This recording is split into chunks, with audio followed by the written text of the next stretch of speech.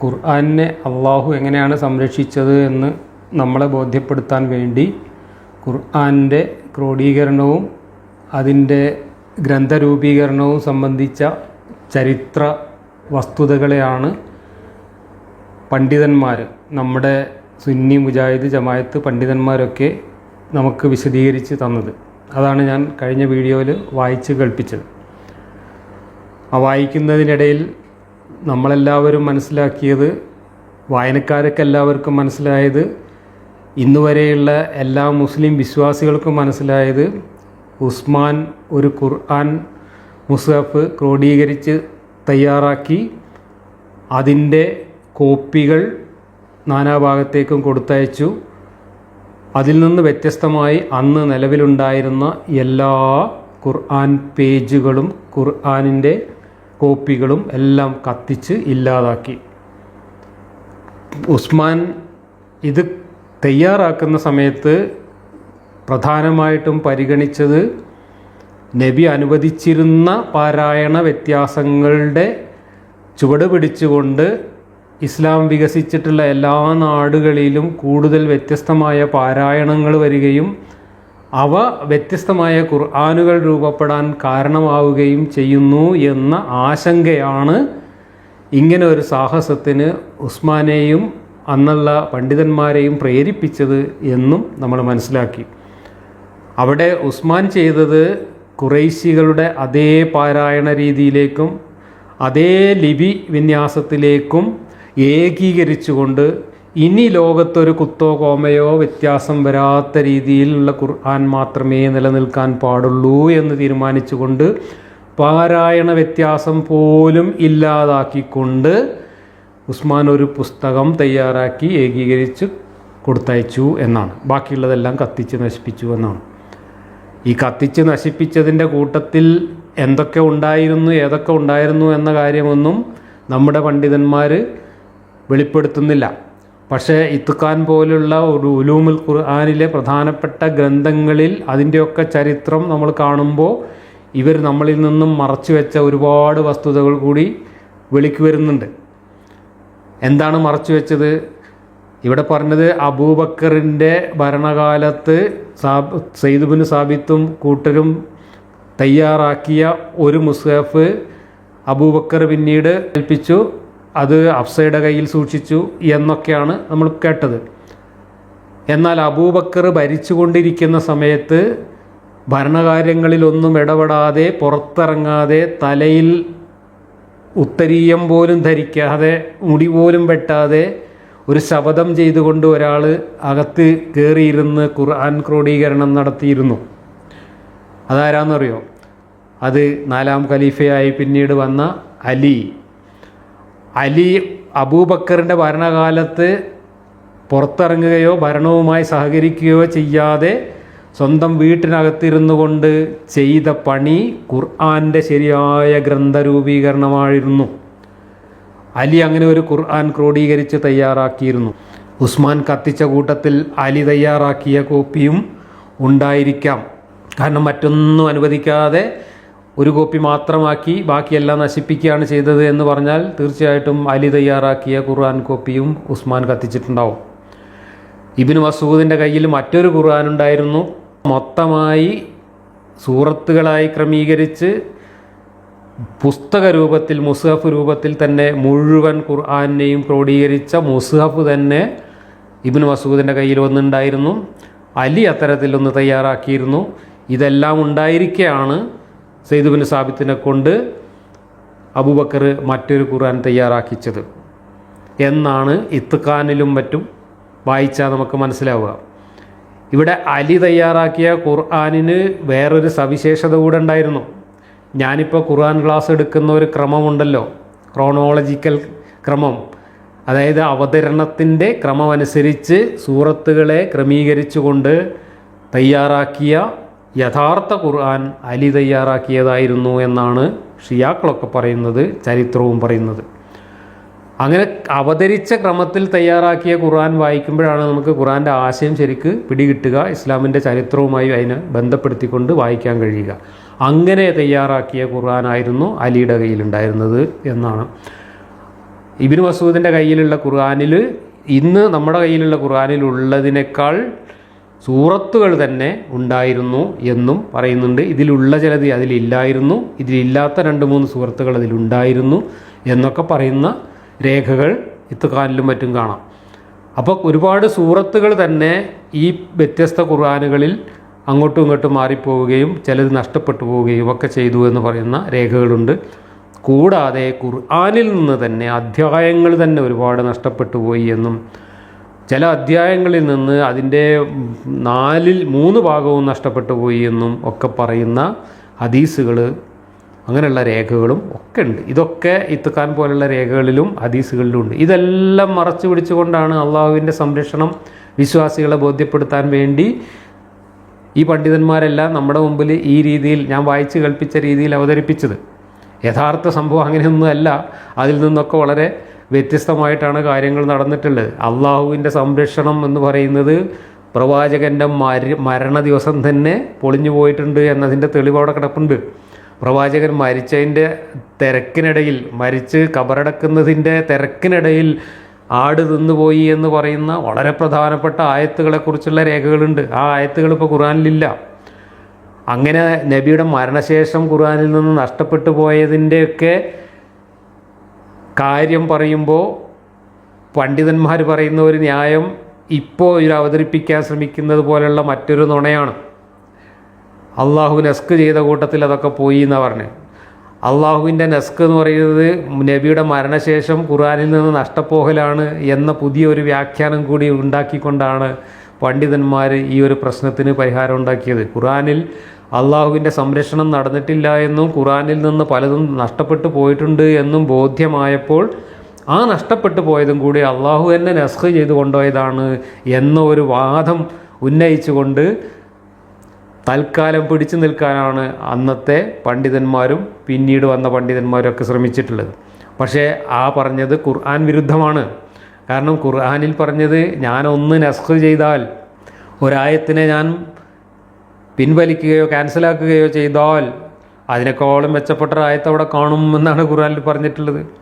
എന്നാൽ ഈ നഷ്ടപ്പെട്ടു പോയ ആയത്തുകൾക്കൊന്നും പകരം ഖുർആനിലില്ല. പകരം ഉള്ളത് അതിൻ്റെ മുമ്പ് നസ്ഖ് ചെയ്തോണം. ഇപ്പോൾ ഈ വ്യഭിചാരിയെ കല്ലെറിഞ്ഞു കൊല്ലണം എന്ന ആയത്തിൻ്റെയൊക്കെ അവസ്ഥ അതാണ്. എറിഞ്ഞു കൊല്ലണം എന്നുള്ള ആയത്ത് ഖുർആനിലില്ല. പക്ഷേ എറിഞ്ഞു കൊല്ലണമെന്ന ആയത്ത് വന്നതോടുകൂടി ക്യാൻസൽ ആക്കപ്പെട്ട പലതും ഖുർആനിലുണ്ട്. അങ്ങനെയുള്ള കോമഡികളൊക്കെയാണ് ഖുർആൻ്റെ ക്രോഡീകരണത്തിൽ സംഭവിച്ചിട്ടുള്ളത്. അതിൽ നിന്ന് വെച്ചാൽ അള്ളാഹു ഖുർആനെ സംരക്ഷിച്ചു എന്ന വാദം നബിയുടെ മരണത്തോടു കൂടി തന്നെ പൊളിഞ്ഞിട്ടുണ്ട്. കാരണം നബി മരിച്ച അന്ന് തന്നെ അള്ളാഹു മരിച്ചിട്ടുണ്ട്. അള്ളാഹുവിന് പിന്നെ നസ്ക് ചെയ്യാനോ കൊണ്ടുപോകാനോ ഒന്നും ജീവൻ ഉണ്ടായിട്ടില്ല എന്നുള്ളതാണ് സത്യം.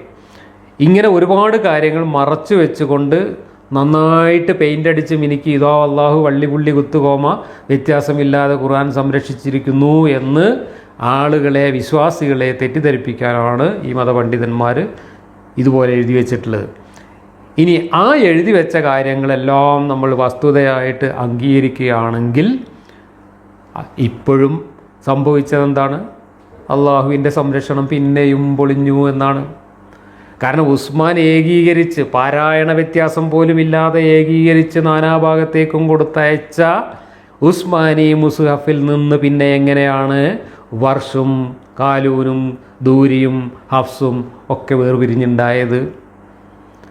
അതിന് പറയുന്ന മറുപടിയാണ് ഇതൊക്കെ നബിയുടെ കാലത്തുള്ള പാരായണ വ്യത്യാസമാണെന്ന്. നബിയുടെ കാലത്തുള്ള പാരായണ വ്യത്യാസം എങ്ങനെയാണ് ഉസ്മാനി മുസാഫിന് ശേഷം ഉണ്ടാവുന്നത്?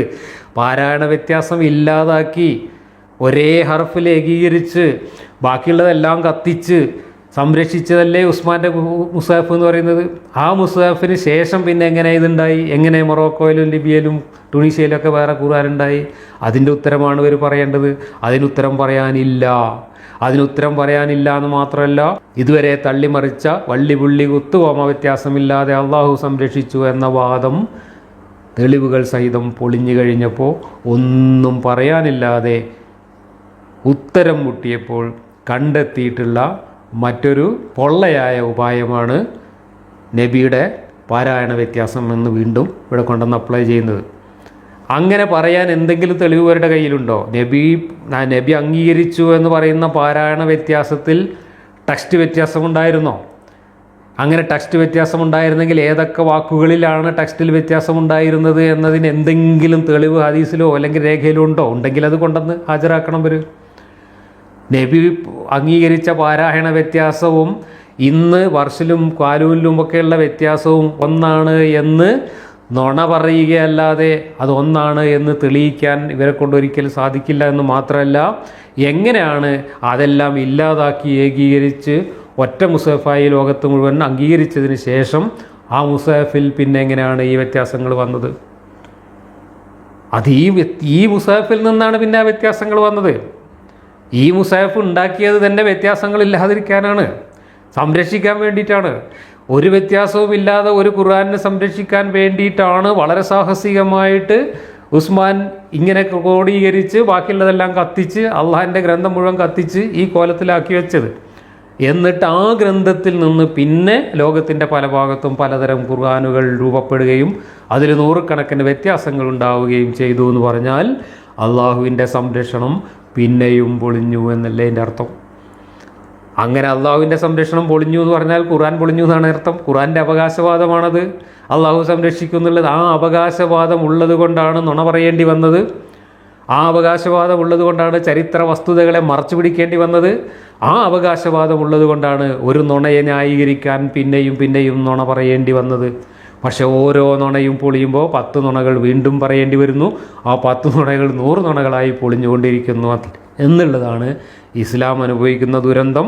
ആ ദുരന്തത്തിൻ്റെ കരച്ചിലാണ് ഇന്ന് ലോകത്തിൻ്റെ നാനാഭാഗത്തു നിന്നും കേട്ടുകൊണ്ടിരിക്കുന്നത്. കാരണം ഇന്ന് ഇസ്ലാമിൽ നിന്ന് ഇസ്ലാമിക ലോകത്ത് തന്നെ മുസ്ലിം ചെറുപ്പക്കാർ മതം വിട്ടു പോകാൻ കാരണം ഇതാണ്. കാരണം അവരെല്ലാം തെറ്റിദ്ധരിപ്പിച്ചിരുന്നത് ഇങ്ങനെയായിരുന്നു: ഖുർആൻ പടച്ചോൻ സംരക്ഷിച്ചു, വള്ളികുള്ളി കുത്തുകോമയില്ലാതെ ഒരേ ഖുർആൻ, ലോകത്തെല്ലായിടത്തും ഒരേ ഖുർആൻ. ബൈബിൾ അങ്ങനെയല്ല, ബൈബിളിന് പല വ്യത്യാസങ്ങളുണ്ട്. അപ്പോൾ ബൈബിളിനേക്കാളും ദൈവികത അവകാശപ്പെടാവുന്ന ഗ്രന്ഥം ഖുർആനാണ് എന്നാണ് അവരെ തെറ്റിദ്ധരിപ്പിച്ചിരുന്നത്. അപ്പം ഒരുപാട് ഖുർആനുകൾ, ഒരുപാട് വ്യത്യാസങ്ങൾ ഇതാ എന്ന് പറഞ്ഞ് സോഷ്യൽ മീഡിയയിലൂടെ ഈ പ്രചാരണം വ്യാപകമായതോടുകൂടി വിശ്വാസികൾ സംശയവുമായി പണ്ഡിതന്മാരെ സമീപിക്കാൻ തുടങ്ങി. പണ്ഡിതന്മാർ ബബ്ബയടിക്കാൻ തുടങ്ങി, നുണ പറയാൻ തുടങ്ങി. പൊളിയുന്ന നുണ, ഒരു നുണ പൊളിയുമ്പോൾ വേറെ നുണ, അങ്ങനെ നുണകൾ പറയാൻ തുടങ്ങി. അതോടുകൂടി ഇസ്ലാം പൊള്ളയാണ് എന്ന് ആളുകൾ മനസ്സിലാക്കി കൂട്ടത്തോടെ ആളുകൾ മതം വിട്ടുപോയിക്കൊണ്ടിരിക്കുന്നു. ഖുർആൻ നിറയെ ശാസ്ത്രമാണ് എന്ന് നുണ പറഞ്ഞു. ആ നുണകളെല്ലാം പൊളിഞ്ഞു. ആ നുണകളെല്ലാം പൊളിഞ്ഞപ്പോൾ അതിൽ വിശ്വസിച്ചുകൊണ്ട് ഇസ്ലാമിൽ നിന്നിരുന്ന ആളുകളെല്ലാം ആത്മവിശ്വാസം കൂടി നഷ്ടപ്പെട്ട് മതം വിട്ടുപോകാൻ തുടങ്ങി. ഭീകരവാദവും തീവ്രവാദവും ഒക്കെ ഇസ്ലാമുമായിട്ടൊരു ബന്ധവുമില്ലാത്തതാണ് എന്നാണ് പൊതുവിൽ സമാധാനവാദികളായ മതപണ്ഡിതന്മാരും മതവിശ്വാസികളും പ്രചരിപ്പിക്കുന്നത്. പക്ഷേ ഖുർആനും ഹദീസും ഒക്കെ എടുത്തു നോക്കുമ്പോൾ അങ്ങനെയല്ല, അതൊക്കെ ഇതിനകത്തുള്ളതാണ് എന്ന് ബോധ്യമായി. അപ്പോഴും ആളുകൾ ഈ കാലത്തിൻ്റെ ധാർമ്മികതയുമായി പൊരുത്തമില്ല എന്ന് ബോധ്യപ്പെടുന്നതോടുകൂടി ആളുകൾ മതം വിട്ടു പോകാൻ തുടങ്ങി. ഇങ്ങനെയാണ് ഈ സോഷ്യൽ മീഡിയ കാലം ഇസ്ലാമിൻ്റെ ദുരന്തകാലമായി ഭവിച്ചത്. ഇനി ഞാൻ പറയുന്ന വിഷയത്തിലേക്ക് വരാം. എന്തുകൊണ്ടാണ് ഉസ്മാൻ ഈ രീതിയിൽ ഏകീകരിച്ച് ക്രോഡീകരിച്ച് തയ്യാറാക്കിയിട്ടും പിന്നീട് പലതരം മുസ്ഹഫുകൾ ഉണ്ടാവുകയും ആ മുസ്ഹഫുകളിൽ ഒരുപാട് വ്യത്യാസങ്ങൾ ഉണ്ടാവുകയും ചെയ്തത്? അതിൻ്റെ കാരണം കൃത്യമായി അറിയണമെങ്കിൽ എന്തൊക്കെയാണ് വ്യത്യാസങ്ങൾ എന്ന് നമ്മളൊന്ന് പരിശോധിച്ചാൽ മതി. അത് പരിശോധിക്കുന്നതിന് മുമ്പ് എങ്ങനെയാണ് അറബി ഭാഷ രൂപപ്പെട്ടത് എന്നതിൻ്റെ ചരിത്രം കൂടി നമ്മൾ പരിശോധിക്കേണ്ടതുണ്ട്. എന്തുകൊണ്ടാണ് ഖുർആൻ അറബി ഭാഷയിൽ അവതരിച്ചത് എന്ന് മക്കക്കാർ മുഹമ്മദിനോട് ചോദിച്ചപ്പോൾ അള്ളാഹു വെളിപാടിറക്കി പറഞ്ഞ മറുപടി അത് നിങ്ങൾക്ക് മനസ്സിലാവാൻ വേണ്ടിയിട്ടാണ് എന്നായിരുന്നു. ഖുർആനിൽ അങ്ങനെ പറയുന്നത്. പക്ഷേ നമ്മുടെ എം അക്ബറിനെ പോലെയുള്ള അള്ളാഹുവിനെക്കാളും വലിയ അക്ബർമാർ പറഞ്ഞത് എന്താണ്? അള്ളാഹു പറഞ്ഞതൊക്കെ പൊട്ടത്തരാണ്, മൂപ്പർക്ക് വിവരമില്ല. അത് അറബിയിൽ ഇറക്കാൻ കാരണം അറബി ഭാഷ ആ കാലത്തെ ലോകത്തെ ഏറ്റവും പൂർണ്ണതയുള്ള ഭാഷയായിരുന്നു. ഏറ്റവും വളർച്ചയെത്തിയ ഏറ്റവും പൂർണ്ണതയുള്ള ഭാഷ ലോകത്ത് അന്ന് അറബി ഭാഷയായിരുന്നു. അതുകൊണ്ടാണ് അള്ളാഹു അറബി ഭാഷ തിരഞ്ഞെടുത്തത് എന്നാണ് എം അക്ബർ പറയുന്നത്. അള്ളാഹു പറഞ്ഞതൊന്നും ശരിയല്ല എന്ന് പറഞ്ഞിട്ട് മൂപ്പര് അള്ളാഹുവിനെ തിരുത്തുകയാണ് ചെയ്യുന്നത്. അതിൻ്റെ വീഡിയോ ഒക്കെ നിങ്ങൾക്ക് കേൾക്കാം. അറബിയിൽ എന്തുകൊണ്ടാണ് ഖുർആൻ അവതരിപ്പിക്കപ്പെട്ടത്? അടുത്ത ചോദ്യം ഖുർആനായിട്ട് ബന്ധപ്പെട്ട അറബിയിൽ എന്തുകൊണ്ട് ഖുർആൻ അവതരിപ്പിക്കപ്പെട്ടത് എന്ന ചോദ്യം വേറെ ഏത് ഭാഷയിലാണെങ്കിലും ഇതേ ചോദ്യം ഉന്നയിക്കാം. ലോകത്തെ ഏതെങ്കിലും ഒരു ഭാഷയിൽ അവതരിപ്പിക്കണമല്ലോ. പരിശുദ്ധ ഖുർആൻ അവതരിപ്പിക്കപ്പെട്ട ഭാഷ, ആ ഭാഷയ്ക്ക് ഒരു സവിശേഷതയുണ്ട്. ആ സവിശേഷത എന്താണെന്ന് വെച്ചാൽ, ഭാഷകളുടെ പരിണാമത്തിന്റെ ചരിത്രം എടുത്ത് പരിശോധിച്ചാൽ കാണാൻ സാധിക്കും. 14 നൂറ്റാണ്ടുകൾക്ക് മുമ്പ് പൂർണ്ണ വളർച്ചയെത്തിയ ഭാഷ അറബി ഭാഷയായിരുന്നു. 14 നൂറ്റാണ്ടുകൾക്ക് മുമ്പ് പരിശുദ്ധ ഖുർആൻ അവതരിപ്പിക്കപ്പെട്ടതിന് ശേഷം അറബി ഭാഷയിൽ കാര്യമായ ഗണ്യമായ മാറ്റങ്ങളൊന്നും ഉണ്ടായിട്ടില്ല. അറബി ഭാഷയുടെ ഘടന അതേ രൂപത്തിൽ നിലനിൽക്കുകയാണ്. എന്നാൽ അന്ന് ലോകത്ത് നിലവിലുണ്ടായിരുന്ന ഭാഷയിലെ ഏറ്റവും അപൂർണമായിരുന്ന, ഏറ്റവും വികലമായിട്ടുള്ള ഭാഷയായിരുന്നു അറബി എന്നതാണ് ഈ പ്രശ്നത്തിന് പോലും കാരണമായത് എന്നാണ് നമ്മൾ പരിശോധിക്കാൻ പോകുന്നത്. അറബി ഭാഷയ്ക്കന്ന് ഭാഷ എഴുതാൻ, വായിക്കാൻ പറ്റുന്ന, വായിക്കാൻ പര്യാപ്തമായ രീതിയിൽ എഴുതാൻ പറ്റുന്ന ഒരു ലിപി സംവിധാനം പോലും ഉണ്ടായിരുന്നില്ല എന്നുള്ളതാണ് വാസ്തവം. അപ്പോൾ എഴുതി മറ്റൊരാളെ കൊണ്ട് വായിപ്പിക്കാൻ പറ്റുന്ന ഒരു ലിപി പോലും രൂപപ്പെട്ടിട്ടില്ലാത്ത ഒരു അപൂർണ ഭാഷയായിരുന്നു അന്ന് അറബി. അതുകൊണ്ട് ഈ എഴുതി വെച്ചു, കിതാബാക്കി, മുസാഫാക്കി, അവിടെ എഴുതി ഇവിടെ എഴുതി എന്നൊക്കെ പറയുമ്പോൾ നമ്മൾ വിചാരിക്കും ഈ ഓതുന്ന ഖുർആൻ വാക്യങ്ങളൊക്കെ അതേപോലെ വായിക്കാൻ പറ്റുന്ന ഒരു ലിപിയിലാണ് ഇതെല്ലാം എഴുതി വെച്ചത്. അങ്ങനെയല്ല. അന്ന് എഴുതി വെക്കാൻ ഉപയോഗിച്ച ലിപിക്ക് കയ്യും കാലും തലയും പാലും ഒന്നും ഉണ്ടായിരുന്നില്ല. അതുകൊണ്ട് തന്നെ ആ ലിപി നോക്കിക്കഴിഞ്ഞാൽ അതെന്താണ് എന്ന് ഭാഷ അറിയുന്നവർക്ക് പോലും വായിക്കാൻ പറ്റുമായിരുന്നില്ല. പിന്നെ ആർക്ക് വായിക്കാനാണ് എഴുതി വെച്ചത്? ഇത് കാണാപ്പാഠം അറിയാവുന്ന ആളുകൾക്ക് അത് ഓർമ്മിച്ച് വായിക്കാൻ വേണ്ടി, അത് ഓർമ്മിച്ച് ഓതാൻ വേണ്ടി മാത്രം പര്യാപ്തമായ ഒരു എഴുത്തായിരുന്നു അന്ന് ഖുർആൻ്റെ ആദ്യത്തെ എഴുത്തുകൾ. അത് ഞാൻ വിശദമായിട്ട് പറഞ്ഞുതരാം. അത് മനസ്സിലാവണമെങ്കിൽ അന്നത്തെ അറബി ഭാഷയുടെ ലിപി എങ്ങനെയായിരുന്നു എന്ന് മനസ്സിലാക്കണം. അറബി ഭാഷയുടെ ലിപി ഇന്നത്തെ ലിപിയിലേക്ക് എത്തിയത് 2-3 ഘട്ടങ്ങളിലൂടെയാണ്. അതിൽ ആദ്യത്തെ ഘട്ടത്തിൽ കുത്തും പുള്ളിയും ഉണ്ടായിരുന്നില്ല, ഫത്തഹും കിസ്റും ലമ്മും ഉൾപ്പെടുന്ന സ്വരചിഹ്നങ്ങളും ഉണ്ടായിരുന്നില്ല. വെറും അക്ഷരങ്ങളുടെ ബോഡി മാത്രമുള്ള ഒരു എഴുത്തായിരുന്നു ഉസ്മാൻ ഖുർആൻ എഴുതുന്ന കാലത്തും നബി ഖുർആൻ അവതരിപ്പിക്കുന്ന കാലത്തും അറബി ഭാഷയിലുണ്ടായിരുന്നത്. ആ ബോഡി മാത്രം നോക്കിയിട്ട് ഒരു വാക്യമോ ഒരു വാക്കോ ആർക്കും മര്യാദക്ക് വായിക്കാൻ കഴിയുമായിരുന്നില്ല. പിന്നെ ആർക്കാണ് വായിക്കാൻ കഴിയുക? അതെന്താണെന്നും നേരത്തെ അറിയാവുന്ന ഒരാൾക്ക്, ആ വാക്യത്തിൽ എന്താണുള്ളത് എന്ന് നേരത്തെ കേട്ട് പരിചയമുള്ള ഒരാൾക്ക് മാത്രമേ അത് വായിക്കാൻ കഴിയുമായിരുന്നുള്ളൂ. അങ്ങനെയുള്ള ഒരു ലിപിയിലാണ് ഖുർആൻ എഴുതിയത്. അങ്ങനെയുള്ള ഒരു ലിപിയിലാണ് ഖുർആൻ ക്രോഡീകരിച്ചതും ഏകീകരിച്ചതും മുസ്ഹഫ് ഉണ്ടാക്കി ഉസ്മാൻ ലോകത്തിൻ്റെ നാനാഭാഗത്തേക്കും കൊടുത്തയച്ചതും. ആ മുസ്ഹഫിൽ നോക്കിയാൽ ആർക്കും ഖുർആൻ മര്യാദക്ക് ഓതാൻ കഴിയുമായിരുന്നില്ല. പിന്നെ എന്തിനാണത് കൊടുത്തയച്ചത് ഇതിനകത്തുനിന്ന് വാക്യങ്ങളും സൂറത്തുകളും ഒന്നും വിട്ടുപോവാതിരിക്കാനും ഓതി പഠിച്ച ആളുകൾക്ക് അത് ക്രമത്തിൽ നോക്കി ഓർത്ത് ഓതാനും മാത്രമാണ് ഈ ഖുർആൻ ഉപകരിക്കുക എന്ന് മനസ്സിലാക്കിക്കൊണ്ട് തന്നെ ആ ഒരു ആവശ്യത്തിന് വേണ്ടിയിട്ടാണ് ഖുർആൻ എഴുതി കൊടുത്തയച്ചത്. അതല്ലാതെ ആ എഴുത്ത് നോക്കിയിട്ട് ഖുർആൻ അതേപടി വായിക്കാൻ കഴിയുമായിരുന്നില്ല. എങ്ങനെ എന്നുള്ളതിൻ്റെ ഞാൻ ചില ഉദാഹരണങ്ങളിലൂടെ അത് വ്യക്തമാക്കി തരാം. ആദ്യം ഞാൻ മലയാളത്തിൽ നിന്ന് ഒരു 2-3 വരി എഴുതി കാണിച്ചുകൊണ്ട് എങ്ങനെയാണ് സ്വരചിഹ്നങ്ങളില്ലാത്ത ഒരു ഭാഷ വായിക്കാൻ കഴിയുക എന്ന് കാണിച്ചു തരാം. മലയാള ഭാഷയ്ക്ക് സ്വരചിഹ്നങ്ങൾ മാത്രമേ ഒഴിവാക്കാൻ പറ്റുള്ളൂ. അക്ഷരങ്ങൾക്ക് കുത്തും പുള്ളിയൊന്നും ഇല്ലാത്തതുകൊണ്ട് നമുക്ക് അറബി ഭാഷയുടെ 3 ഘട്ടങ്ങളിൽ 2 ഘട്ടം മാത്രമേ മലയാളത്തിൽ പരിചയപ്പെടുത്താൻ പറ്റുള്ളൂ.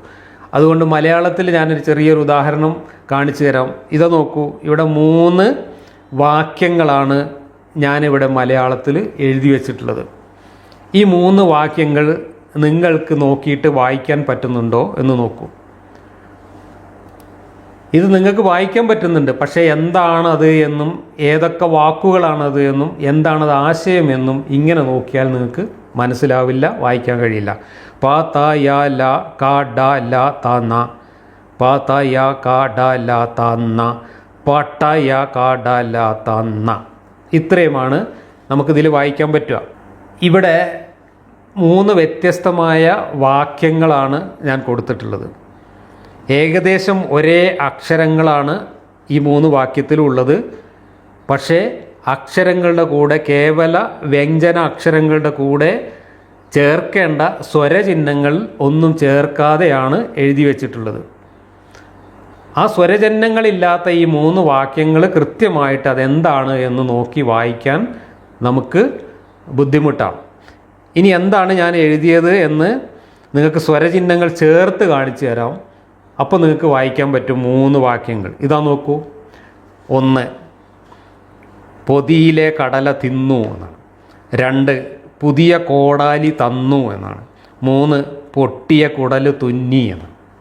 നോക്കൂ, 3 വാക്യങ്ങൾ എത്ര വ്യത്യസ്തമായ ആശയങ്ങൾ, എത്ര വ്യത്യസ്തമായിട്ടുള്ള വാക്കുകളാണ് നമുക്ക് കിട്ടിയത്. ഇതിനെയാണ് നമ്മൾ ഈ സ്വരചിഹ്നങ്ങളില്ലാതെ വായിച്ചത്. കാ പാ താ എന്ന് പറഞ്ഞൊരു കുറേ അക്ഷരങ്ങൾ മാത്രം വായിച്ചത്. ഇതേ രീതിയിലാണ് അറബി ഭാഷയുടെയും അവസ്ഥ. ഇതേ രീതിയിലല്ല, ഇതിനേക്കാൾ ബുദ്ധിമുട്ടും ഇതിനേക്കാൾ കോംപ്ലിക്കേഷനും ഉള്ള രീതിയിലാണ് അറബി ഭാഷ. കാരണം ഇവിടെ അക്ഷരങ്ങളുടെ ബോഡിയും സ്വരചിഹ്നങ്ങളും മാത്രമേ മലയാളത്തിൽ ആവശ്യമുള്ളൂ. എന്നാൽ അറബി ഭാഷയിൽ അങ്ങനെയല്ല. അക്ഷരങ്ങളുടെ ബോഡി മാത്രം കൊടുത്താൽ അത് ഏത് അക്ഷരമാണ് എന്ന് തിരിച്ചറിയാൻ കഴിയില്ല എന്നുള്ളതാണ് അറബി ഭാഷയുടെ പ്രത്യേകത. അതെങ്ങനെയെന്ന് പറഞ്ഞുതരാം. ഇവിടെ നോക്കൂ, ഇവിടെ നടുവിൽ ഞാൻ എഴുതിയിരിക്കുന്നതാണ് ഒരു അക്ഷരം, അതിൻ്റെ ബോഡി എന്ന് പറയുന്നത്. ഉസ്മാൻ ഖുർആൻ ക്രോഡീകരിക്കുന്ന കാലത്തും നബി ഖുർആൻ എഴുതിക്കുന്ന കാലത്തും അറബി ഭാഷയ്ക്ക് ഈ നടുവിലുള്ള സാധനം മാത്രമേ ഉണ്ടായിരുന്നുള്ളൂ. എന്നാൽ ആ നടുവിലുള്ള സാധനം എന്താണ്? അത് നൂനാവാം, താ ആവാം, ബ ആവാം, യാ ആവാം, സ ആവാം. ഇതിലേതെങ്കിലും ഒരക്ഷരമാവാം. അതിലേത് അക്ഷരമാണ് എന്ന് ഇന്ന് നമ്മൾ തിരിച്ചറിയുന്നത് ആ നടുവിലുള്ള അടയാളത്തിൻ്റെ മുകളിലും താഴെയും ആയിട്ട് ഇട്ടിട്ടുള്ള കുത്തുകൾ നോക്കിയിട്ടാണ്. മുകളിൽ ഒരു കുത്ത് മാത്രം ഇട്ടിട്ടുണ്ടെങ്കിൽ അത് നൂൻ എന്ന അക്ഷരമാണ്. നൂൻ എന്ന അക്ഷരം ഇംഗ്ലീഷിൽ എൻ എന്ന അക്ഷരത്തിന് ബദലായിട്ട് എന്ന ശബ്ദം വരുന്ന അക്ഷരമാണ്, ന. ഇനി താഴെ ഒരു കുത്തിട്ടത് ബ് എന്ന അക്ഷരമാണ്. അതിന് ബാ എന്ന് അറബിയിൽ പറയും. അതിൻ്റെ ഉച്ചാരണം ബ് എന്ന ശബ്ദമാണ്. അപ്പോൾ മുകളിൽ കുത്തിട്ടാൽ ന് എന്ന ശബ്ദവും താഴെ കുത്തിട്ടാൽ ബ് എന്ന ശബ്ദവും, ഇനി താഴെ 2 കുത്തിട്ടാൽ വൈ, യ എന്ന ശബ്ദവും യ് എന്ന ശബ്ദവും, പിന്നെ മുകളിൽ 2 കുത്തിട്ടാൽ ത എന്ന ശബ്ദവും, മുകളിൽ 3 കുത്തിട്ടാൽ സ എന്ന ശബ്ദവും ആണ് അറബി ഭാഷയിൽ വായിക്കുക. അപ്പോൾ 1, 2, 3, 4, 5 അക്ഷരങ്ങൾക്ക് ഒരൊറ്റ ബോഡി മതി. അപ്പോൾ ഇങ്ങനെ ഒരു അടയാളം ഇട്ട് കഴിഞ്ഞാൽ അത് നായോ തായോ ബായോ യായോ സായോ ആകാം. പക്ഷെ അതേതാണ് എന്ന് തിരിച്ചറിയാനുള്ള ഈ പുള്ളികൾ അറബി ഭാഷയിൽ നബിയുടെ കാലത്തോ ഉസ്മാൻ്റെ കാലത്തോ രൂപപ്പെട്ടിരുന്നില്ല. ആരും അങ്ങനെ ഈ അക്ഷരങ്ങളെ എഴുതിയിരുന്നില്ല. അതുകൊണ്ട് ഈ ബോഡി മാത്രം വെച്ചിട്ടാണ് അന്ന് എഴുതിയിരുന്നത്. ബോഡി മാത്രം വെച്ച് എഴുതിയാൽ ഇങ്ങനെ ഒരു സാധനം കാണുമ്പോൾ അത് നായാണോ തായാണോ ബായാണോ സായാണോ എന്ന് ആർക്കും തിരിച്ചറിയാൻ കഴിയുമായിരുന്നില്ല. അങ്ങനെയുള്ള ഒരു അക്ഷരമാല കൊണ്ട്, അങ്ങനെയുള്ള ഒരു ലിപി കൊണ്ടാണ് ഖുർആൻ ആദ്യം എഴുതിയത്. അതുകൊണ്ടാണ് ഖുർആനിൽ ഇതുപോലെയുള്ള വ്യത്യാസങ്ങൾ ഇപ്പോൾ പ്രത്യക്ഷപ്പെട്ടത്. ഇനി കുത്തും പുള്ളിയും മാത്രമല്ല, സ്വരചിഹ്നങ്ങളും കൂടെ വന്നാൽ എന്താണ് സംഭവിക്കുക? അപ്പോൾ ഉസ്മാൻ ഖുർആൻ ഉണ്ടാക്കുന്ന കാലത്ത്, നബി ഖുർആൻ ഇറക്കുന്ന കാലത്ത് കുത്തും പുള്ളിയും ഇല്ല, സ്വരചിഹ്നങ്ങളും ഇല്ല. ഇസ്ലാമിലെ 9ാമത്തെ ഖലീഫ അബ്ദുൽ മാലിക് ബിൻ മർവാൻ്റെ ഭരണകാലത്തോ മറ്റോ ആണ് കുത്തും പുള്ളിയും ആദ്യമായിട്ട് ഇടാൻ തുടങ്ങിയത്. പക്ഷേ ആ കുത്തും പുള്ളിയും ഈ കുത്തും പുള്ളി ആയിരുന്നില്ല. സ്വരചിഹ്നങ്ങൾക്ക് പകരമാണ് കുത്തും പുള്ളി ഇടാൻ തുടങ്ങിയത്. അത് കഴിഞ്ഞിട്ടാണ് പിന്നെ സ്വരചിഹ്നങ്ങൾ വന്നതും, സ്വരചിഹ്നങ്ങൾ വന്നപ്പോൾ അതിനനുസരിച്ച് പഴയ കുത്തുംപുള്ളിയും മാറ്റിയിട്ട് വേറെ കുത്തുംപുള്ളിയും കൊണ്ടുവന്നതും. അങ്ങനെ 3-4 ഘട്ടങ്ങളിലായിട്ടാണ് അറബി ഭാഷയ്ക്ക് ഇന്ന് കാണുന്ന രീതിയിൽ വായിക്കാൻ പറ്റുന്ന ഒരു ലിപി രൂപപ്പെട്ട് വന്നിട്ടുള്ളത്. ഇവിടെ നോക്കൂ, നടുവിലുള്ള ആ ന എന്നുള്ള അക്ഷരം, നൂൻ എന്ന അക്ഷരം, ആ നൂൻ എന്ന അക്ഷരം മുകളിൽ പുള്ളി ഇട്ടുള്ളത് കൊണ്ടാണ് നൂനായത്. താഴെ ആയിരുന്നെങ്കിൽ ബാ ആയിരിക്കും. ഈ മുകളിൽ പുള്ളിയിട്ട നൂൻ എന്ന അക്ഷരത്തെ നായും നീയും നൂയും നു ആക്കുന്നത് എങ്ങനെയാണ് എന്നാണ് ഈ കാണിക്കുന്നത്. അതിൻ്റെ മുകളിൽ ഒരു വര വരച്ചാൽ അതാണ് ആ എന്ന സ്വരചിഹ്നം. അപ്പോൾ നൂൻ എന്ന അക്ഷരം എഴുതിയിട്ട് മുകളിൽ ഫത്തഹ് എന്ന ആ പേരുള്ള ഈ സ്വരചിഹ്നം ഇട്ട് കഴിഞ്ഞാൽ ന എന്ന് വായിക്കും. നൂനിന് ഫത്തഹ് ഇട്ടാൽ ന. ഇനി നൂനിന് കിസ്ർ ഇട്ടാൽ നീ. കിസ്ർ എന്ന് പറഞ്ഞാൽ അതേ വര എടുത്തിട്ട് താഴെ ഇട്ട് കഴിഞ്ഞാൽ നീ എന്നാകും. ഇനി ഒരു കൊളുത്ത് പോലെ ഒരെണ്ണം മുകളിൽ ഇട്ട് കഴിഞ്ഞാൽ അതിന് ലമ്മ് എന്ന് പറയും. അതാണ് നു എന്ന് പറയുന്നത്. പിന്നെ അതിൻ്റെ താഴെ സുക്കൂൻ എന്ന് പറയുന്നത് എന്നുള്ള ചിഹ്നം വരും. അപ്പം നായുടെ മുകളിൽ നൂനിൻ്റെ മുകളിൽ അങ്ങനെ ഒരു വട്ടപ്പൂജ ഇട്ട് കഴിഞ്ഞാൽ എന്ന് വായിക്കും. ഇപ്പോഴാണ് അക്ഷരങ്ങൾ പൂർണ്ണമായത്. ഇവിടെ അക്ഷരം ഏതാണെന്ന് തിരിച്ചറിയാനുള്ള പുള്ളിയും വന്നു. പിന്നെ സ്വരചിഹ്നം കൂടെ ചേർത്തുകൊണ്ട് വായിക്കാനുള്ള പൂർണ്ണരൂപവും വന്നു. ഇത് അറബി ഭാഷാലിപിയുടെ ചരിത്രത്തിൽ 3-4 ഘട്ടങ്ങളിലൂടെ പരിണമിച്ച് രൂപപ്പെട്ടതാണ് ഈ ഭാഷ. ഈ പരിണാമത്തിലെ ഏറ്റവും പ്രാകൃത അവസ്ഥയിലായിരുന്നു നബിയുടെ കാലത്തും ഉസ്മാൻ്റെ കാലത്തും അറബി ഭാഷാലിപി. അന്ന് പുള്ളിയില്ല, കുത്തില്ല, സ്വരചിഹ്നങ്ങൾ ഫത്തവും കിസറും ലമ്മും ഒന്നുമില്ല. ഒരു ബോഡി മാത്രമാണ് ഉണ്ടായിരുന്നത്. ആ ബോഡി മാത്രം ഉപയോഗിച്ച് എഴുതി കഴിഞ്ഞാൽ അത് പല രീതിയിൽ വായിക്കാൻ കഴിയും. അതുകൊണ്ട് ഒരു വാക്കിനെ തന്നെ എഴുതി കഴിഞ്ഞാൽ ആ വാക്ക് ഏതാണെന്ന് മുൻകൂട്ടി അറിയാത്ത ആളുകൾക്ക് അത് പല രീതിയിൽ പല വാക്കുകളായിട്ട് വായിക്കാനേ നിവൃത്തി ഉണ്ടായിരുന്നുള്ളൂ. അതുകൊണ്ടാണ് ഞാൻ പറഞ്ഞത് അന്നത്തെ ഖുർആൻ അറിയുന്നവർക്ക് മാത്രം വായിക്കാൻ പറ്റുന്ന ഒരു എഴുത്തായിരുന്നു. അങ്ങനെ എഴുതാനുള്ള ലിപി മാത്രമേ അന്ന് അറബി ഭാഷയ്ക്കുണ്ടായിരുന്നുള്ളൂ. ആ ഭാഷയെക്കുറിച്ചാണ് നമ്മുടെ MM അക്ബർ വയൽ പറഞ്ഞത് അന്നത്തെ ലോകത്തെ ഏറ്റവും പൂർണ്ണതയുള്ള ഭാഷ അറബി ആയതുകൊണ്ടാണ് അള്ളാഹു ആ ഭാഷയിൽ കൊണ്ടേ ഇറക്കിയതെന്ന്. അള്ളാഹു ഖുർആൻ ഇറക്കാൻ തിരഞ്ഞെടുത്ത ഭാഷ കയ്യും കാലും പോലും വെച്ചിട്ടില്ലാത്ത ഭാഷയായിരുന്നു എന്നതുകൊണ്ടാണ് ഇന്ന് നമ്മൾ ചർച്ച ചെയ്യുന്ന ഈ ഒരു ദുരന്തം തന്നെ ഖുർആനിന് സംഭവിച്ചത് എന്നതാണ് ചരിത്ര യാഥാർത്ഥ്യം. നമുക്ക് നല്ലപോലെ പരിചിതമായിട്ടുള്ള ഒരു കാര്യമാണെങ്കിൽ അക്ഷരങ്ങളുടെ ഒരു രൂപം കൊണ്ട് മാത്രം നമുക്ക് വായിച്ചെടുക്കാൻ കഴിയും. ഇപ്പോൾ മുസ്ലിങ്ങൾക്കെല്ലാം വളരെ പരിചിതമായിട്ടുള്ള ബിസ്മില്ലാഹി റഹ്മാനി റഹീം അല്ലെങ്കിൽ അസ്സലാമു അലൈക്കും തുടങ്ങിയിട്ടുള്ള അറബി വാക്യങ്ങൾ കുത്തും കോമയും ഫത്തവും കിസ്റും ഒന്നും ഇല്ലെങ്കിലും എല്ലാ മുസ്ലിങ്ങൾക്കും അത്യാവശ്യം ഇത് കണ്ട് പരിചയമുള്ളവർക്കൊക്കെ വായിക്കാൻ കഴിയും. അതേപോലെ തന്നെ മലയാളത്തിലും നമുക്ക് സ്വരചിഹ്നങ്ങളില്ലാതെ അക്ഷരങ്ങൾ മാത്രമുള്ള ഒരു കവിത വായിക്കാൻ കഴിയും. ആ കവിതയെക്കുറിച്ച് ഒരു മുൻധാരണ ഉണ്ടെങ്കിൽ, ആ കവിത കേട്ട് നല്ല പരിചയമുണ്ട്, നല്ല പോലെ കാണാതെ പഠിച്ചിട്ടുള്ള ഒരു കവിതയാണെങ്കിൽ ആ കവിതയാവാനുള്ള സാധ്യത ഉണ്ട് എന്ന ഒരു മുൻവിധിയും കൂടെ ഉണ്ടെങ്കിൽ സ്വരചിഹ്നങ്ങളില്ലാതെ ആ കവിത എഴുതിയാലും നമുക്ക് വായിക്കാൻ കഴിയും. അതിനുദാഹരണമായിട്ട് ഞാനിതാ 2 കുട്ടി കവിതകൾ മലയാളത്തിൽ നിങ്ങൾക്ക് കാണിച്ചു തരാം. സ്വരചിഹ്നങ്ങളില്ലാതെ അക്ഷരങ്ങൾ മാത്രമാണ് അതിലെഴുതിയിട്ടുള്ളത്. അത് 2 കുട്ടി കവിതകളാണ് എന്ന ഒരു ക്ലൂ കിട്ടുന്നതോടുകൂടി തന്നെ കുറേയധികം ആളുകൾക്ക് ഈ 2 കവിതകളും വായിക്കാൻ കഴിയും. ഇനി കുട്ടിക്കവിതകൾ എന്ന ക്ലൂ പോരാ എന്നുള്ളവർക്ക് കുഞ്ഞുണ്ണി മാഷയുടെ 2 കുട്ടിപ്പാട്ടുകളാണ് എന്നുകൂടി ഒരു ക്ലൂ തന്നു കഴിഞ്ഞാൽ എല്ലാവർക്കും ഇത് വായിക്കാൻ കഴിയും. അവിടെ സ്വരചിഹ്നങ്ങളൊന്നും ആവശ്യമില്ല, നമുക്ക് ഈ 2 പാട്ടും വായിക്കാൻ കഴിയും. നിങ്ങളൊന്ന് വായിക്കാൻ ശ്രമിച്ചു നോക്കൂ. വായിക്കാൻ കഴിയാത്തവരുണ്ടെങ്കിൽ അതിൻ്റെ അർത്ഥം അവർക്ക് കുഞ്ഞുണ്ണി മാഷയുടെ കുട്ടിപ്പാട്ടുകളുമായിട്ട് അത്രയൊന്നും പരിചയമില്ല എന്നാണ്. പരിചയമുള്ളവർക്കൊക്കെ ഇത് കണ്ടാൽ അത് വായിക്കാൻ കഴിയും. ഇത് അതാണ് എന്ന ഒരു മുൻധാരണ ഉണ്ടെങ്കിൽ. അങ്ങനെയാണ് സ്വരചിഹ്നങ്ങളും കുത്തുംപുള്ളിയും ഇല്ലാത്ത ലിപിയിലും ആളുകൾക്ക് ഖുർആൻ വായിക്കാൻ കഴിയുന്നത്. രാമായണം വായിക്കുന്ന അക്ഷരമറിയാത്ത മുത്തശ്ശിമാർ രാമായണ പുസ്തകം നോക്കിയിട്ട് പുസ്തകം വായിക്കാറുണ്ട്. കാരണം അവർക്കത് വായിക്കാൻ അക്ഷരം അറിയേണ്ട ആവശ്യമില്ല. ഏറെക്കുറെ അതിലുള്ള അക്ഷരങ്ങളെ തിരിച്ചറിയാനുള്ളൊരു കഴിവ് മാത്രം ഉണ്ടായാൽ മതി. കൃത്യമായിട്ട് വായിക്കാൻ അറിയില്ലെങ്കിലും രാമായണം നന്നായിട്ട് വായിച്ച് പരിചയമുള്ളവർ, മുത്തശ്ശിക്ക് വേണ്ടത്ര അക്ഷരാഭ്യാസമില്ലെങ്കിലും ഇരുന്ന് രാമായണം വായിക്കാൻ കഴിയും. ഇതേപോലെ ഖുർആനും ഓതാൻ കഴിയും. അങ്ങനെ ഓതാൻ കഴിയുന്നവർക്ക് വേണ്ടിയാണ് ഉസ്മാനും കൂട്ടരും ഈ മുസ്ഹഫ് അന്ന് തയ്യാറാക്കിയിരുന്നത്. അതിനവരെ കുറ്റം പറഞ്ഞിട്ട് കാര്യമില്ല. അന്ന് അറബി ഭാഷയ്ക്ക് അങ്ങനെ ഒരു ലിപി മാത്രമേ ഉണ്ടായിരുന്നുള്ളൂ.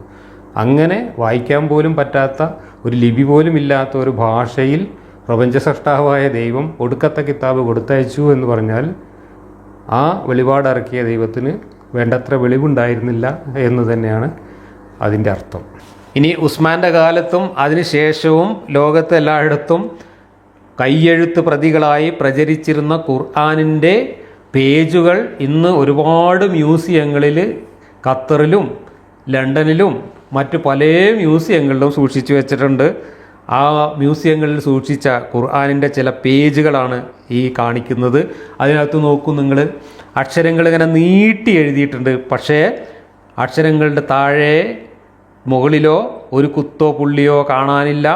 പിന്നെ ഫത്തവും കിസ്റും പോലെയുള്ള സ്വരചിഹ്നങ്ങളും കാണാനില്ല. അക്ഷരങ്ങളുടെ ബോഡി മാത്രമേ ഉള്ളൂ. ഈ ബോഡി നോക്കിയിട്ട് ഇത് വായിക്കാൻ ബുദ്ധിമുട്ടാണ്. അത് ഇന്ന സൂറത്താണ് എന്ന് പറഞ്ഞാൽ ആ സൂറത്ത് കാണാപ്പാട് അറിയുന്ന ഒരാൾക്ക് വേണമെങ്കിൽ ഇത് നോക്കിയിട്ട് വായിക്കാൻ കഴിയും. അത്രയേ കഴിയുള്ളൂ. ഇതാ നോക്കൂ, ഇത് കുറച്ചും കൂടെ വ്യത്യസ്തമായ രീതിയിൽ എഴുതിയതാണ്. വ്യത്യാസം വരുന്നത് ഈ നീളത്തിലും അതിൻ്റെ ഷെയ്പ്പിലും മാത്രമാണ് വ്യത്യാസം വരുന്നത്. പക്ഷേ സ്വരചിഹ്നങ്ങൾ വരുന്നില്ല, കുത്തും പുള്ളിയും വരുന്നില്ല. അബ്ദുൽ മാലിക്കിൻ്റെ കാലത്താണ് പുള്ളികളും കുത്തുകളും ഉപയോഗിച്ചുകൊണ്ട് അറബി ലിപിയിൽ സ്വരചിഹ്നങ്ങൾ ചേർക്കാൻ തുടങ്ങിയത്. അന്ന് ഇന്നത്തെ പോലെ ഫത്തഹും കിസ്റും ലമ്മും സുക്കൂനും ഒന്നും ഉണ്ടായിരുന്നില്ല. പകരം ഈ അക്ഷരങ്ങളുടെ ബോഡിക്ക് മുകളിലും താഴെയുമായിട്ട് ഒരു കുത്ത്, രണ്ട് കുത്ത്, താഴെ രണ്ട് കുത്ത്, മേലെ രണ്ട് കുത്ത്, ഈ രീതിയിൽ കുത്തുകൾ ഇട്ടുകൊണ്ടാണ് ആ, ഇ, ഉ എന്നൊക്കെ ഉച്ചരിക്കാനുള്ള സ്വരചിഹ്നങ്ങൾ ചേർത്തത്. അത് അബ്ദുൽ മാലിക്കിൻ്റെ കാലത്ത്, അബ്ദുൽ മാലിക് എന്ന് പറയുന്നത് ഇസ്ലാമിലെ 9ാമത്തെ ഖലീഫയാണ്. ഉമയ്യ ഖലീഫമാരുടെ കൂട്ടത്തിൽ 5ാമത്തെ ഖലീഫയാണ് ഈ അബ്ദുൽ മാലിക് ബിൻ മർവാൻ എന്ന് പറയുന്ന ആൾ. അദ്ദേഹത്തിൻ്റെ ഭരണകാലത്താണ് ആദ്യമായിട്ട് അറബി ലിപിയിൽ കുത്തും പുള്ളിയും ഉപയോഗിച്ചുകൊണ്ട് സ്വരചിഹ്നങ്ങൾ ചേർക്കാൻ തുടങ്ങിയത്. അപ്പോഴും അക്ഷരങ്ങൾ വേർതിരിച്ചറിയാനുള്ള പുള്ളിയും കുത്തും ആയിട്ടില്ല. പിന്നീട് അക്ഷരങ്ങൾ തിരിച്ചറിയാനുള്ള പുള്ളിയും കുത്തും കൊണ്ടുവരികയും സ്വരചിഹ്നങ്ങളായി ഉപയോഗിച്ചിരുന്ന പുള്ളികൾക്കും കുത്തുകൾക്കും പകരം വരകൾ ഉപയോഗിച്ചുകൊണ്ട് സ്വരചിഹ്നങ്ങൾ ചേർക്കുകയും ചെയ്യുന്ന രീതി നടപ്പിലാക്കിയത് ഇദ്ദേഹമാണ്. അൽ ഖലീൽ ഇബ്നു അഹമ്മദ് അൽ ഫറാഹിദി എന്ന് പറയുന്ന ഇദ്ദേഹം ജീവിച്ചിരുന്നത് 8ാം നൂറ്റാണ്ടിലാണ്. AD 718 ഒമാനിൽ അദ്ദേഹം ജനിച്ചു. ബസ്രയിൽ അദ്ദേഹം മരിച്ചു. AD 786 അദ്ദേഹം മരിച്ചതായിട്ടാണ് കാണുന്നത്. ഇദ്ദേഹമാണ് അറബി ലിപിയിൽ 2 പരിഷ്കാരം കൊണ്ടുവന്നത്. ഒന്ന്, അക്ഷരങ്ങളെ തിരിച്ചറിയാനുള്ള കുത്തും പുള്ളിയും അതോടൊപ്പം തന്നെ സ്വരചിഹ്നങ്ങൾ ഇടാനുള്ള വരകളും. ഇത് രണ്ടും ചേർത്തുകൊണ്ട് അറബി ലിപിക്ക് ഒരു പൂർണ്ണത, വായിക്കാവുന്ന രീതിയിലുള്ള ഒരു പൂർണ്ണത കൊണ്ടുവന്നത് ഇദ്ദേഹമാണ്. അദ്ദേഹത്തിന് മുമ്പാണ് അബ്ദുൽ മാലിക്കിൻ്റെ ഭരണകാലത്താണ് പുള്ളികൾ ഉപയോഗിച്ചുകൊണ്ട് സ്വരചിഹ്നങ്ങൾ ചേർക്കുക എന്ന രീതി വന്നത്. ഉദാഹരണത്തിന് ഈ ചിത്രം നോക്കൂ നിങ്ങൾ. ഇതിനകത്ത് ബിസ്മില്ലാഹി റഹ്മാൻ റഹീം എന്നെഴുതിയത് നോക്കൂ. അവിടെ ആ ചുവന്ന വലിയ കുത്തുകൾ എന്തിനെയാണ് സൂചിപ്പിക്കുന്നത്? ബിസ്മിയിലെ ബായുടെ താഴെ കൊടുത്തിരിക്കുന്ന ആ ചുവന്ന കുത്ത് ഇ എന്ന കിസ്റിന് പകരമുള്ളതാണ്, സ്വരചിഹ്നമാണ്. അതുപോലെ തന്നെ അത് കഴിഞ്ഞ് ബിസ്മില്ലാഹി എന്ന ഹായുടെ താഴെയുള്ള ഹി എന്ന കുത്ത്, അതും കിസ്റിന് പകരമുള്ളതാണ്. പിന്നെ റഹ്മാനി എന്നുള്ളിടത്ത് റ, ഫത്തഹിന് പകരം ഒരു ചുവന്ന വലിയ കുത്ത്, റഹ്മാനി എന്നുള്ളതിന് മാ എന്നതിൻ്റെ ഫത്തഹും താഴെ നീ എന്നതിന് കിസ്റും ഇട്ടിരിക്കുന്നത് കുത്തുപയോഗിച്ചിട്ടാണ്. റഹീം അതുപോലെ തന്നെ. ഇങ്ങനെ കുത്തിട്ടിട്ട് ഫത്തവും കിസ്റും ലമ്മും സുക്കൂനും ഇടുക എന്ന രീതിയാണ് അബ്ദുൽ മാലിക്കിൻ്റെ കാലത്ത് ആദ്യം കൊണ്ടുവന്ന പരിഷ്കാരം. എന്നാൽ ഫറാഹി കൊണ്ടുവന്ന പരിഷ്കാരത്തിൽ ഈ കുത്തുകളെല്ലാം ഒഴിവാക്കിയിട്ട് പകരം അക്ഷരങ്ങളെ തിരിച്ചറിയാൻ, നൂനും ബാവും താവും തിരിച്ചറിയാൻ ഇതുപോലെ കുത്തുകൾ കൊണ്ടുവരികയും സ്വരചിഹ്നങ്ങൾ ഇടുന്നതിന് വേണ്ടി ആ കുത്തുകൾക്ക് പുറമെ ഇതുപോലെ ഫത്തഹും കിസ്റും ലമ്മും വേറെ വരകൾ ഉപയോഗിച്ചുകൊണ്ടും ചിഹ്നങ്ങൾ ഉപയോഗിച്ചുകൊണ്ടും എഴുതുകയും ചെയ്തു. വായിക്കാൻ പറ്റുന്ന ഒരു ലിപിയിലേക്ക് അറബി ഭാഷ മാറുന്നത് ഈ പരിഷ്കാരത്തിന് ശേഷമാണ്. ഈ കുത്തും പുള്ളിയുമില്ലാത്ത ഫത്തവും കെസറുമില്ലാത്ത ലിപി ഉപയോഗിച്ചുകൊണ്ട് നാനാഭാഗത്തേക്കും എഴുതി കൊടുത്തയച്ച മുസ്ഹഫ് നോക്കി ഖുർആൻ ഓതിയപ്പോഴാണ് ഇന്ന് കാണുന്ന വ്യത്യാസങ്ങൾ ഉണ്ടായത് എന്ന് വ്യക്തമാണ്. എല്ലാ പാരായണ വ്യത്യാസവും എല്ലാ ലിപി വ്യത്യാസങ്ങളും ഇല്ലാതാക്കി ഏകീകരിച്ച് ഉസ്മാൻ ഖുർആനെ ഒന്നാക്കി മാറ്റിയത് വ്യത്യാസങ്ങൾ വരാൻ സാധ്യതയുണ്ട് എന്ന ആശങ്ക കൊണ്ടാണ് എന്ന് നമ്മൾ വായിച്ചു. എന്നാൽ ആ ആശങ്കപ്പെട്ട കാര്യം അതേപോലെ സംഭവിച്ചു എന്നതാണ് പിന്നീടുണ്ടായ ദുരന്തം. ഉസ്മാനി മുസ്ഹഫിൽ നിന്ന് തന്നെ വ്യത്യസ്തമായിട്ടുള്ള വായനകളും വ്യത്യസ്തമായിട്ടുള്ള എഴുത്തുകളും രൂപപ്പെട്ടു. ആ വായനയിലും എഴുത്തിലും കാര്യമായ വ്യത്യാസങ്ങൾ വരികയും ചെയ്തു. അക്ഷരങ്ങൾ മാറിയതുകൊണ്ട് വാക്കുകൾ മാറി, വാക്കുകൾ മാറിയതുകൊണ്ട് അർത്ഥം മാറി, അർത്ഥം മാറിയതുകൊണ്ട് ആശയവും മാറി. ഇനി എങ്ങനെയാണ് ഇത് സംഭവിച്ചത് എന്ന് വളരെ ലളിതമായിട്ട് തന്നെ മനസ്സിലാകും നമുക്ക് ഈ വ്യത്യാസങ്ങൾ പരിശോധിച്ചാൽ.